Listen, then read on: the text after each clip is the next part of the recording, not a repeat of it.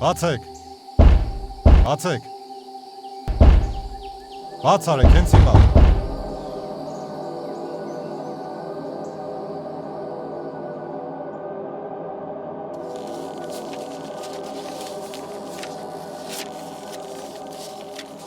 Եվ այսպես իշխանի մասին։ Խորհրդային իշխանությունն ամենազոր էր։ Իշխանը, բայց չպարտվողներից էր։ Հավանաբար, մեզ հետ եղած ամենաուժեղներից ու մեծ զոհաբերության ամենապատրաստներից մեկն էր։ Հայաստանի ազատությունը նրա համար կարևոր էր, շատ ավելի կարևոր, քան սեփական կյանքը։ Չգիտեմ, թե ինչպես էր հնարավոր փախչել նման իրավիճակում։ Պատկերացրեք, սենյակում խուզարկություն իրականացնող ՊԱԿ-ի մի քանի աշխատակիցներն են։ Եվ ինչ է անում նա։ Նա խլում է ընդհատակյա կազմակերպության անդամների հասցեներով ու հեռախոսահամարներով տետրը ու դուրս է թռչում։ Պարզ է, հեռու գնալ չէր կարող, բայց մինչև բռնվելը տետրն արդեն ոչնչացրել էր։ Անհայտացել էր տետրը, չկար։ Հայտնի չէ, թե ինչպես, բայց կարողացել էր։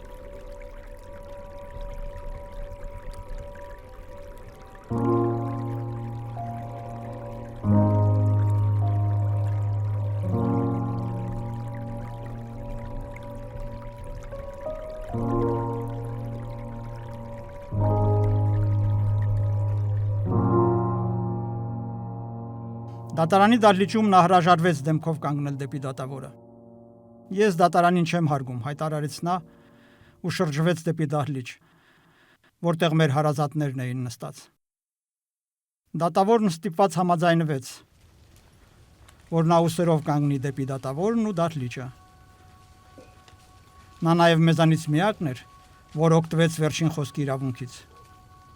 Մյուսներս այդ իրավունքից հրաժարվեցինք։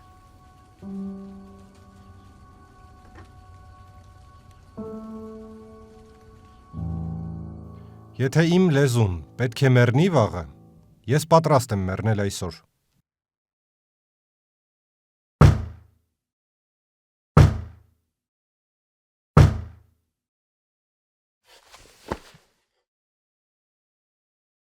Ներկայացված մեղադրանքն ապացուցված է։ Մեղադրյալը դատապարտվում է 7 տարվա ազատազրկման և 5 տարվա աքսորի։ Պատիժը պետք է կրի Հայաստանի Խորհրդային Սոցիալիստական Հանրապետության սահմաններից հեռու։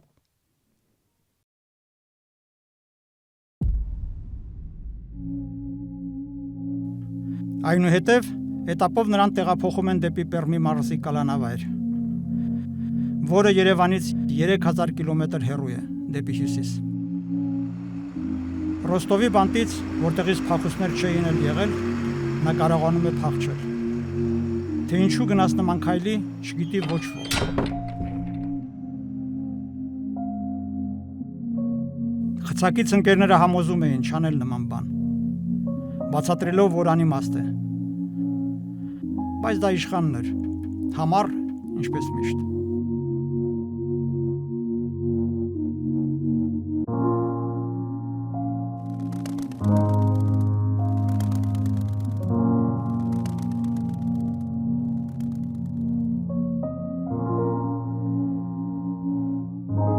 Իհարկե,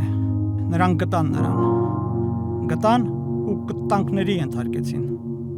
23-ամյա առողջ տղամարդը կարճ ժամանակում հաշմանդամ էր դարձել։ Նրա ականջներից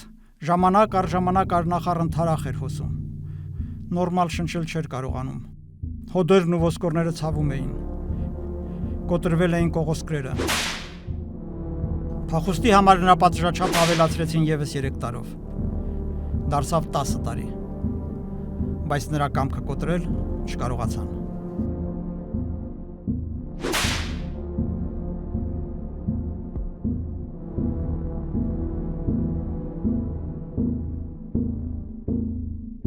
Այսպիսով, ինչ գիտենք բանտում անցկացրած հաջորդ 5 տարիների մասին։ Նա եղել է շատ ակտիվ, մասնակցել է բողոքի ակցիաներին, հացադուլներին, հաճախ հայտնվել է պատժիչ մեկուսարանում, մենախցերում։